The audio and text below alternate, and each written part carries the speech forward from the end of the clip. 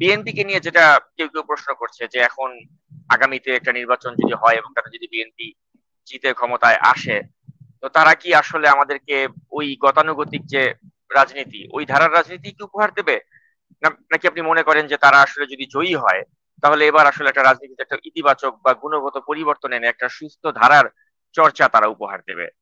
তো এই যে রাজনীতি বা এই যে বিএনপির যে অবস্থান বা এই যে নির্বাচন ঘিরে তাদের যে অবস্থান, সবকিছু মিলিয়ে যারা সংশয়বাদী তারা ভাবছে যে হয়তো সবকিছুই তারা ওই নির্বাচনকে কেন্দ্র করেই ফোকাস করছে, নির্বাচনের বৈতরণীটা পার হওয়াটাই তাদের উদ্দেশ্য, এবং ওই বৈতরণী পার হওয়ার পরে হয়তো আমরা ওই যে আগের অবস্থা সেই অবস্থায় ফিরে যাব।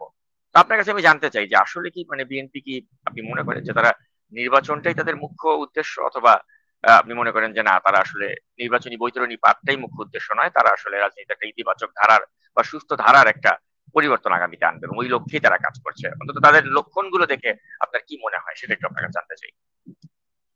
এই পর্বটা আমরা বিশেষ করে বিএনপির সমালোচনাটা করি অনেক সাহস নিয়ে।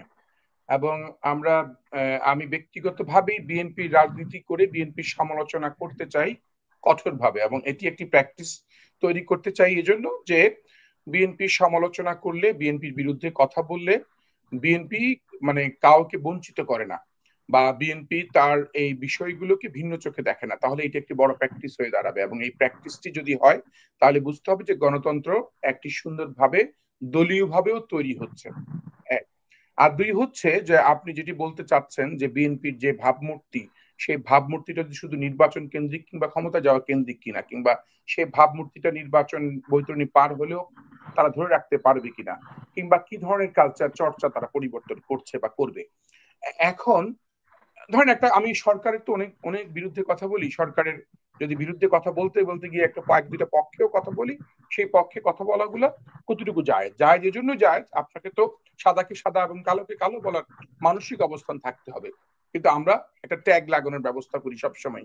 সমাজ যেটি, এই যে ট্যাগ গুলো যেগুলো হয়েছে, যে ট্যাগ গুলো হয়েছে সরকারের খারাপ ভালো দিকটা আগে বলিনি, তারপর একটু পরে খারাপ দিকটা বলছি। সেটা হচ্ছে যেমন সড়ক এবং সেতু উপদেষ্টা, যার নাম হচ্ছে ফাইজুল কবির খান, মোহাম্মদ ফাইজুল কবির খান। এটি খুব আমি দেখেই ভালো লাগলো, উনি একটা ফলক উন্মোচন করতে গিয়ে, আর ফলকটি বলেছে এটিকে আমার, তার নাম দেখে সে বলেছে এটাকে আমার বাবার পয়সা দিয়ে করা হয়েছে কিনা, তাহলে আমি করব না। মানে এই যে চর্চার জায়গাটা, আমি ডক্টর ইউনূস সাহেবকে দেখেছি উনি অনেক জায়গায় ওনার নাম লেখেন নাই, ফলক উন্মোচন করছেন, যেখানে অতীতে দেখেছি বাবার নাম, ভাই বোনদের নাম, সন্তানের নাম, সবার নাম দিয়ে বড় বড় ফলক উন্মোচন করেছে অতীতে ফ্যাসিস্টরা। মানে পরিবার ছাড়া পরিবারের বাইরে কোনো লোকের নাম কোথাও দেখতে চায় না, শুধু পরিবারের নাম, এবং পরিবারের নামেই হবে ব্রিজ। যে উন্মোচন করবে সেও পরিবারের একজন ব্যক্তি, এবং যে উদ্বোধন করবে সেও পরিবারের ব্যক্তি, এবং শেষে ধন্যবাদ জ্ঞাপনের জায়গাও পরিবারের ব্যক্তি। তার মানে একটা পরিবার কেন্দ্রিক।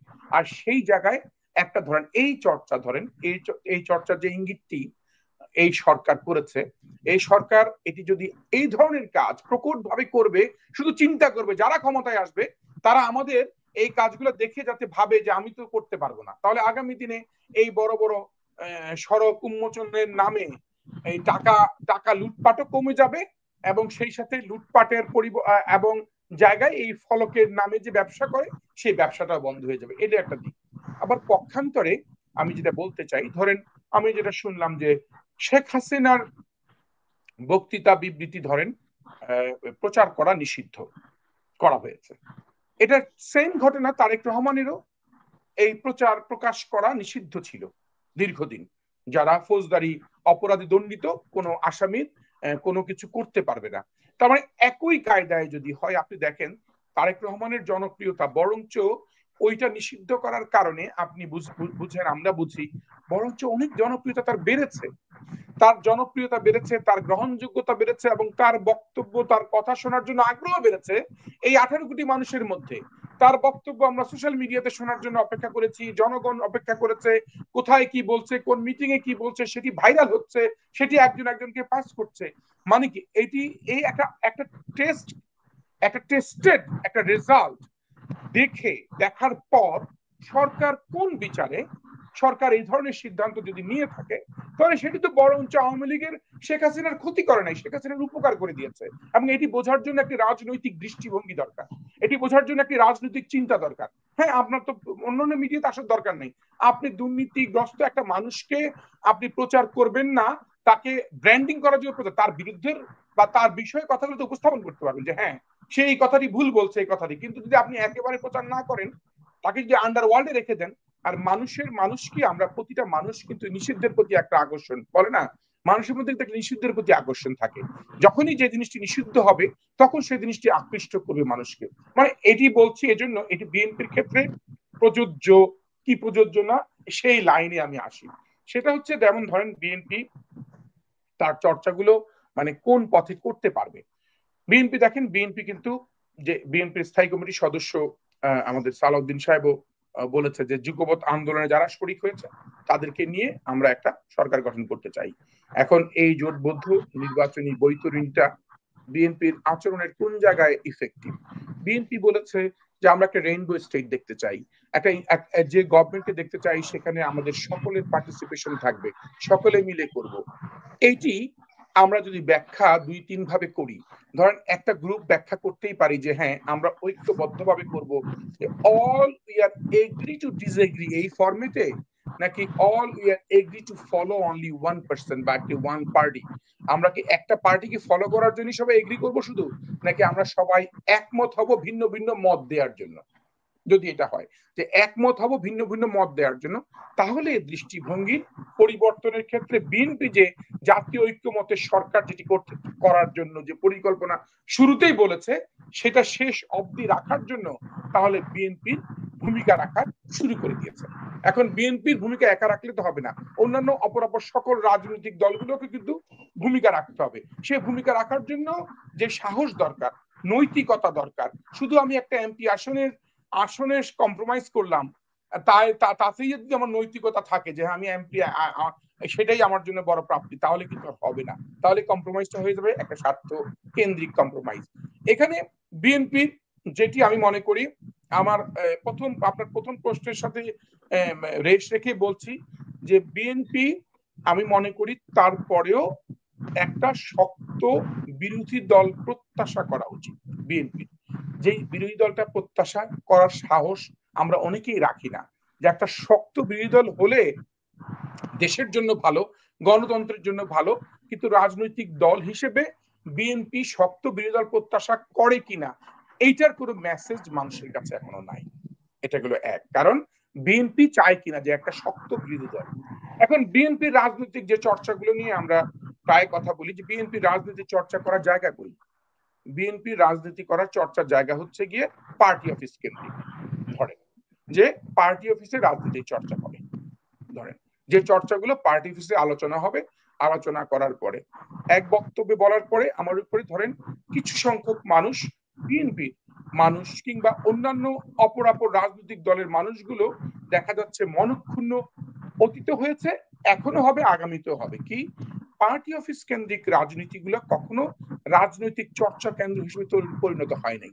হয়েছে কি, ধরেন আপনি দেখবেন কিছু বাজারের কিছু কুকুর থাকে না, আমরা এদেরকে কি বলি, পেতি কুকুর বলি, এই টাইপের বলি বা এরা, মানে আমরা কিন্তু বাংলাদেশে দেখবেন ওই করে মানে টিপ্পনি কেটে বলে বাংলাদেশে এই পাতি নেতা আসছে। এই পেতি কুকুর এবং পাতি নেতাদের একটা কম্বিনেশন আমি একটু আমাদের স্কুল অফ লিডারশিপের থিঙ্ক ট্যাঙ্কের মাধ্যমে আমরা একটা গবেষণা করে বের করেছি যে এই পেতি নেতা এবং পাতি কুকুরের একটা কম্বিনেশন আছে। কম্বিনেশনটা কি, পার্টি অফিস গুলোতে গেলে এই পেতি কুকুরের মতনই এই এই অনেকগুলো লোক ঘেউ ঘেউ করে, সারাক্ষণ ঘেউ ঘেউ করে। কখনো কোনো যদি ভালো লোক রাজনীতি করতে চায় বা সে যদি ভাবে আমি একটু পার্টি অফিস কেন্দ্রিক দাওয়া করি, তাহলে এই এই লোকগুলো প্রচন্ড ভাবে ঘেউ ঘেউ করা বাড়িয়ে দেওয়ার কারণে ওই লোকটি শঙ্কায় পড়ে যায়, চিন্তায় পড়ে যায় যে আসলে আমি কি কোনো ভুল করছি কিনা। আসলে না, এমনি এমনি আপনি দেখবেন বাজারের পেটি কুকুরগুলা আরেকটা কুকুরকে দেখলেও কিন্তু তারা ঘেউ ঘেউ করে, এমনিতে এটা তাদের কালচার। মানে আমরা কিন্তু ওই কালচার থেকে বের করি নাই, বের না করে কি করেছি, এই ঘেউ ঘেউ করা কালচার হয়ে যাওয়ার কারণে ওই ঘেউ ঘেউটাই হয়ে গেছে পার্টি অফিসের ভেতরে যারা থাকে কোনো একটা ব্যক্তি কেন্দ্রিক, কোনো একটা ব্যক্তির অনুসারী লোকগুলোকে নিয়ে নিয়ে সাজানো। ধরেন ধরেন 10 জন লোক তারা নিজেরাই সাজিয়ে রাখে যে এই পার্টি অফিসে শুধু আমাদের লোকরা থাকবে, অন্য কোনো লোককে ঢুকতে দিবে না।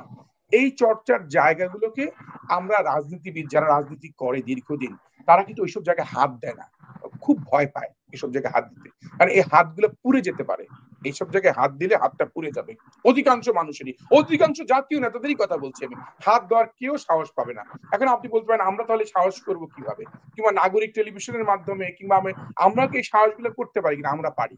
কারণ কি আমাদের এত হাত হাত পোড়ানোর ভয় নাই আমাদের আমাদের কারণ আমরা করতে পারি এইগুলোকে ইনস্টিটিউশনাল ডেভেলপমেন্ট যদি না করি, কারণ এখানে ভালো লোকগুলোর আখড়া যদি না হয়, ওইখানে যদি সাংস্কৃতিক চর্চা না হয়, গবেষণা না হয়, কিংবা রাজনীতির ধরন নিয়ে চর্চা না হয়, রাজনীতির প্রশিক্ষণ নিয়ে কথাবার্তা না হয়, স্থানীয় সরকার ব্যবস্থাপনা নিয়ে কথা না হয়, কিংবা প্রশাসনের সাথে আমাদের যোগাযোগের ব্যবস্থা কি হবে, সাংবাদিকদের সাথে আমাদের কমিউনিকেশন লেভেলটা কিভাবে আমরা সাংবাদিকদের হ্যান্ডেল করব, কিংবা বাংলাদেশ, তাহলে কি হবে, এই রাজনীতিগুলো একটা ব্যক্তি কেন্দ্রিক হয়ে আমরা সারা জীবন চালাবো। আমরা কয়েকদিন আগেই করছিলাম একটা ট্রেনিং প্রোগ্রাম, সেটা হচ্ছে রাজনীতিতে কি আমরা নেতৃত্ব নির্ভর রাজনীতি করব না কর্তৃত্ব নির্ভর রাজনীতি করব। কর্তৃত্ব নির্ভর রাজনীতি করলে একটা দাসপ্রথা তৈরি হবে, যেখানে রাজনীতির দাসত্ব তৈরি হবে, যে হ্যাঁ ঠিক আছে আমার এমপ্লয়ি, আমার কর্মচারীরা। এমনও হয়েছে জানেন আপনি, যে দলে একটা ব্যক্তির, আমি এখন নাম না বলি, একটা ব্যক্তির তার পিয়নকে একটা ছাত্র সংগঠনের প্রেসিডেন্ট করা হয়েছে। সে পিয়নকে চেষ্টা তদবির করেছে। একটা একটা ব্যক্তির তার যে পাক রান্না বান্না করে, সে রান্না বান্না করার বাবুর্চিকে দিয়ে আরেকটা দলের একটা বড় বৃহৎ পদে দায়িত্ব দিয়েছে। মানে এমন উদাহরণ, আমি যদি আপনি কখনো নাম চান আমার কাছে, যদি বলেন প্রকাশও করেন, আমি নাম দিয়ে বলতে পারবো যে এই ব্যক্তিটি ছিল অমুক এক নেতার ঘরের বাবুর্চি। তাকে পরে নেতা ভেবেছে যে ওকে তো একটু পার্টি অফিস কেন্দ্রিক করতে হবে, বা পার্টি অফিসটা নিয়ন্ত্রণে রাখতে হবে, ওকে একটা পদ দেই, পদ দিয়ে তার পদ বাড়বে, ক্ষমতা বাড়বে, লোকবল বাড়বে, নিয়ন্ত্রণ করবে। তখন আমি যদি পার্টি অফিসে যাই তাহলে আমার কদর বাড়বে। মানে আমি বললাম এটা দ্বিতীয় চর্চার কথা। তার মানে দ্বিতীয় চর্চাটা পার্টি অফিস কেন্দ্রিক খুবই করতে হবে, খুবই চরম ভাবে করতে হবে। যদি সেটি আমরা করতে না পারি তাহলে সেটি হচ্ছে আমাদের আরেকটি ব্যর্থতা হবে। এখন আরেকটা কথা হচ্ছে, আরেকটা বিষয় হচ্ছে, আমরা অধিকাংশ রাজনীতি করা মানুষ, শুধু বিএনপির ক্ষেত্রে না, যদি এটি আজকে বিএনপির আলোচনা এই মুহূর্তে, অধিকাংশ মানুষই নীতি বাক্য কিংবা যে কোনো ভালো কাজগুলো পরের থেকে প্রত্যাশা করি। ধরেন আমি বলছি এটা আমার জন্য না, আমি বলতে চাই আরেকজনের জন্য। ভাবনাটাই হচ্ছে এমন যে হ্যাঁ অমুক ভালো করে না কেন, অমুক ভালো করবে না কেন, অমুক লোক কেন সঠিক পথে চলে না, কিংবা অমুক বা ও কেন এই ব্যর্থ কাজগুলো করলো, ও অন্যায় করছে, অনিয়ম করছে, অনিয়ম কেন করবে, কিন্তু নিজের ক্ষেত্রে বিষয়গুলো চোখে পড়ে না। আমাদের বিএনপির রাজনীতিতে এই আত্মশুদ্ধির জন্য, আত্মসমালোচনার জন্য একটি নিজস্ব ফোরাম দরকার, যেখানে আমরা প্রচন্ড ভাবে আত্মসমালোচনা করব এবং এবং নিজস্ব বিষয়গুলো নিয়ে আমরা ডিবেট করব, যে ডিবেটগুলো একটা ঘরের মধ্যে থাকবে, যেটা বের হবে না।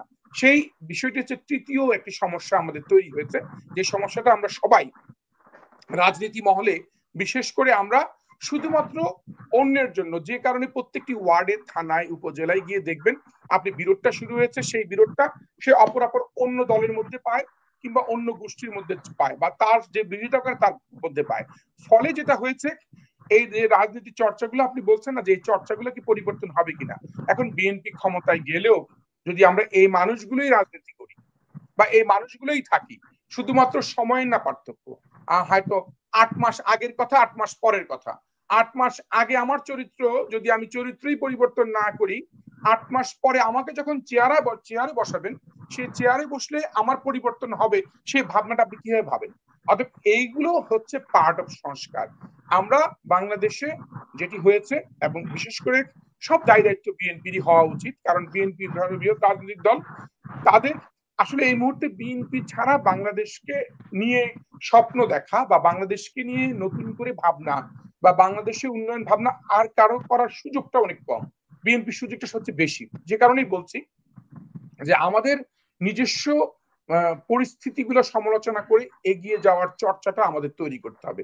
যতক্ষণ পর্যন্ত না করব, ওই আপনি যে স্বপ্নটা দেখছেন যে বিএনপি কি আসলে পারবে কিনা, কারণ আমি এই ব্যক্তিটাই যদি থাকি, আবার 8 মাস পরে যদি থাকবো, 8 মাস পরে ধরেন ক্ষমতায় গেলাম, 8 মাস পরে এই চরিত্রের মানুষটাই যদি থাকি, তাহলে তার পরিবর্তন হবে না। তাহলে সেই মানুষটা দিয়েই আগের চরিত্রের রাজনীতি চলবে।